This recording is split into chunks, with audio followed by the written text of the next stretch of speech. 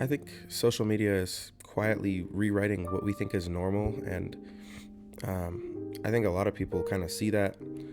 You can kind of just take a step back and look at how people act to begin with, and kind of take with that what you will. But you can you can kind of see how it is changing what's normal to people and what we consider normal, especially on social media.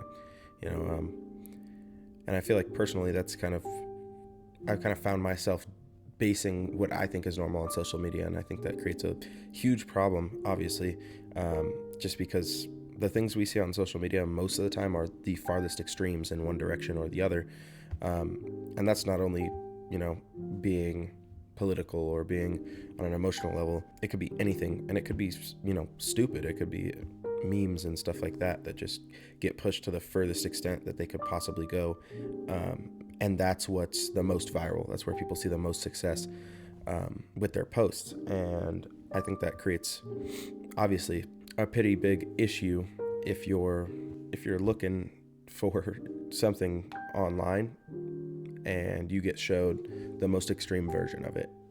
Can't breathe for some reason. My nose is stuffed. Can't breathe.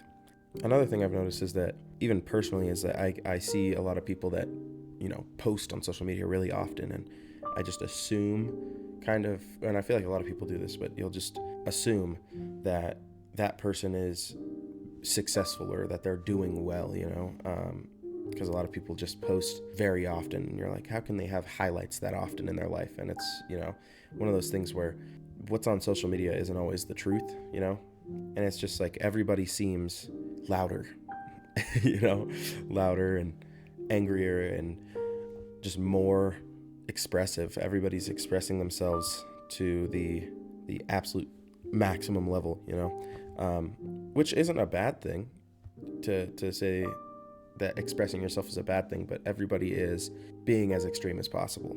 And I feel like that creates creates an issue or can create problems for many reasons, just because it makes a lot of people feel like their life isn't as interesting as somebody else's, or like they're not doing enough, or like they're not achieving enough, when that's far from the truth. Most of the time a lot of these people aren't actually doing as much as their social media makes it seem like they're doing, and so it can create like insecurity in other people when you're not doing anything wrong in life. You're just not sharing your life to make it look like you're doing so great, and I'm all for sharing parts of your life, sharing what you do on a daily basis, and that's great. But I think that psychologically, for a lot of people, it's changed how we think about what we do and how we are doing in our lives, and I think that creates a lot of problems for a lot of people with their mental health, and how they view their own life. I think another issue with that is the social media apps themselves that are kind of creating this issue to begin with. Like, you look at Instagram, and the content that they push on the app is always super extreme to some extent. I see a lot of things on Instagram that I don't think should be okay, and I think a lot of people would agree with me on that a lot of posts on Instagram are very extreme and not very appropriate, and they still go up and they, get pushed to a huge audience of people. So I don't think it's really at the fault of the consumer to some extent. And another thing, I'm a rap fan. I like rap music, and I see a lot of these rappers and their, how they dress and how they act and stuff, and they get idolized by people, and I think that's also something that could be, problematic later on, when these people are idolizing these, celebrities or these rappers or whoever it is, and that person's behavior is not something that you want to follow. And I think personally, I think the biggest example of this is like Playboy Cardi. Like, his whole thing is like mysterious as possible, and he doesn't, like, every video that I see of him with his fans, he doesn't appreciate them and doesn't show them like a lot of respect, in my opinion. And as you know, another thing is like, as a father, this has been shared pretty widely on social media that he's not, a great father, or and that he like has, been pretty absent for his child. And I'm not here to, judge him for that, but it's something that you have to, you know take into account when there's a bunch of impressionable people that are idolizing him as their hero. So that creates another problem, in my opinion. I just think that when you only see the most extreme versions of people, that you start to think that's who you're supposed to be, or start judging yourself based on that. And I don't think we should always be the most extreme versions of ourselves, especially in public. I think there's a time and a place for everything, but I don't think you should dampen yourself or make yourself seem less intense or less interesting when you're in public. But at the same time, a lot of these people are, more focused on how they look on social media than in public. And so they'll do these, pretty insane things to make themselves, seem more interesting so that they can post it and try and get some traction online.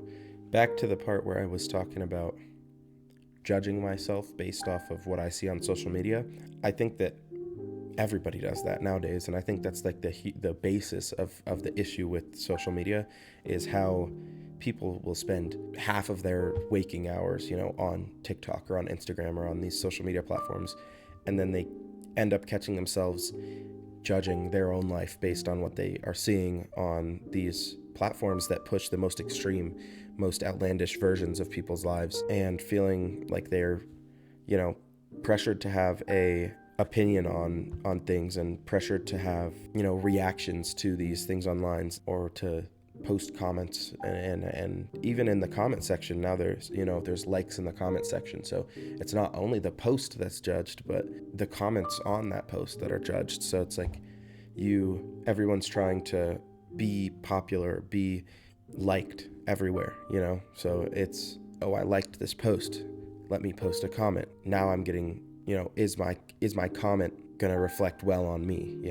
type of thing. That I feel like they're kind of converting every part of online communication into something that can be, judged and can create insecurity. Every time I think about this kind of issue with social media, I kind of realize more and more that it's not the people that are the issue. It's not us. And to some extent, there's definitely some issues with the community, but I feel like the environment that we're in on social media is mainly creating the issue, and obviously the companies that create the algorithms that push the content also are creating the issue to some extent as well. So I kind of realize more and more that it's not really the people that are the main issue. I don't think that as a society, or as a people, that we're becoming worse. I think that we're being, somewhat trained by these social media platforms, or by these companies. I don't know if you've seen this whole video, but there's this light in my face, and I've been trying to dodge it the entire time, and I feel like I've shifted like very far from the center of the screen. Let's go over here.